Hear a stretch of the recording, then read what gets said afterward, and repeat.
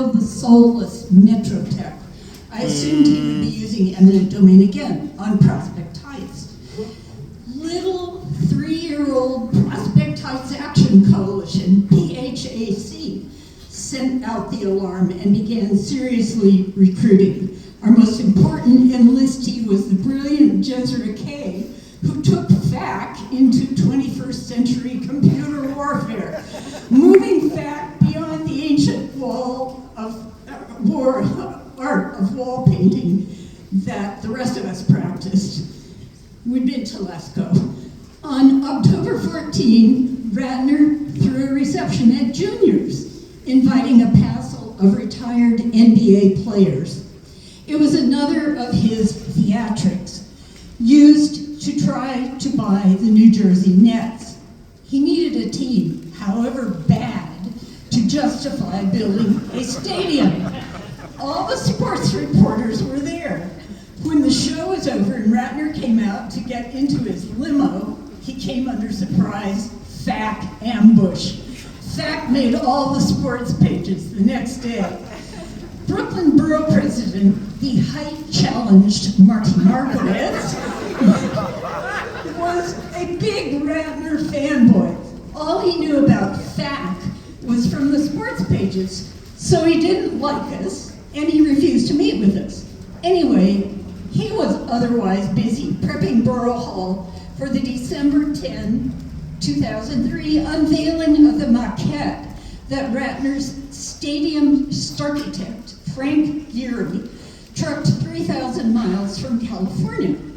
FAC was not invited, but we were there. Our stunned eyes beheld the 3D miniature maquette, not just a stadium, but 17 skyscrapers up to 60 stories tall, behind it, on 22 acres of Prospect Heights, altogether named Atlantic Yards. This monstrosity appeared to be, quote, the village from scratch, close quote, that Gehry had said he always wanted to build. Atlantic Yards was a huge shock to us. No one had ever mentioned skyscrapers. For the first time, it occurred to us that maybe we wouldn't win this one. When a reporter asked Ratner how many people Atlantic Yards would displace, he answered, about 100. His glib answer made me furious. I doubted he had run a count, since he didn't care who or how many lost their homes and businesses. I did my own census. Through Christmas into New Year's, I went door to door. I documented nearly 1,000 people living affordably and working in Ratner's footprint of desire.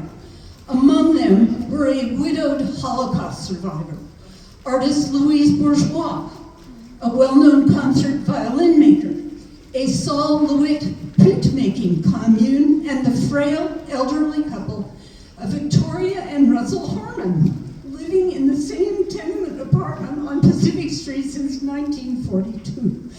They wrote a heart-rending letter to Mayor Bloomberg asking him to save them from being forced into a nursing home by Ratner.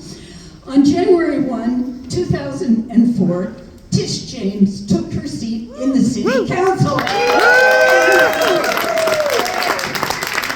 At a November FAC meeting, previously, council member-elect James had declared, quote, I have stood with the Prospect Heights Action Coalition since day one.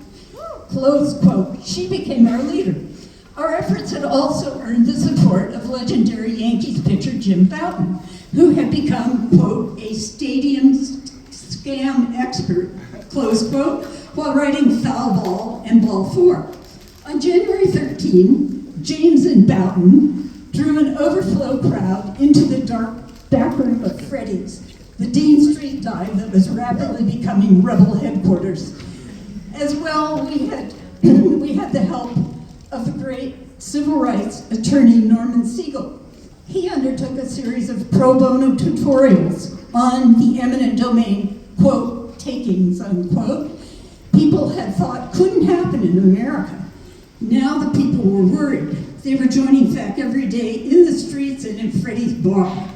We kept morale high by drinking beer and painting banners in Freddie's basement.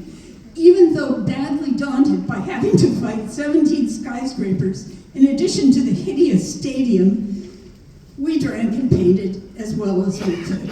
We were gaining a political presence, appearing everywhere in the news, not just in the sports pages.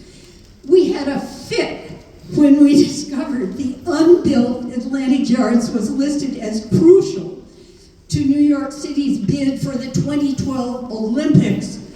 The stadium would be the venue for basketball and gymnastics. The skyscrapers would be athletes' dorms, the village. We went into a frenzy, painting banners with messages meant to insult the International Olympic Committee. Quote, "Olympics not welcome," close quote. Quote, "IOC don't dare," close quote. The banners were gigantic, the letters 4 feet tall. We hung the banners everywhere we could. FACT claimed credit when the IOC dropped New York City as a finalist the next year. It was our only victory. FACT no longer exists outside my archives.